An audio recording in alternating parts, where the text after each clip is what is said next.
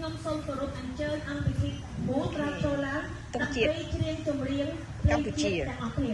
អរគុណច្រើនសូមចាំផ្លែមិនចម្រៀងភ្លេងជាតិទេចម្រៀងគោរពជំនឿជាតិអរគុណលោកគ្រូ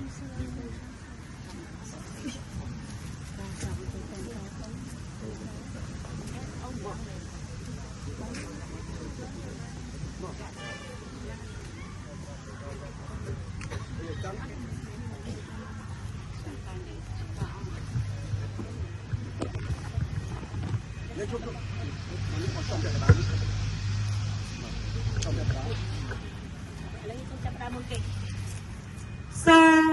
មពួរទេវតា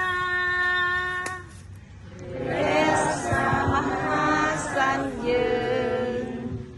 ឲ្យបានរុងរឿងជ័យមង្គលសិរីសួស្តីយើងខ្ញុំព្រះអង្គសូមជ្រកក្រោមលោកព្រះបាទរមីនៃព្រះនុនៃវងសាក្រាដសង្ក្រាសាទថ្មរំរងនៃ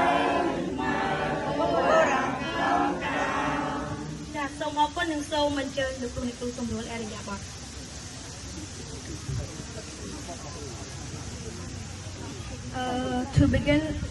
To begin the program, we will gather around the stand to sing the national anthem. Please.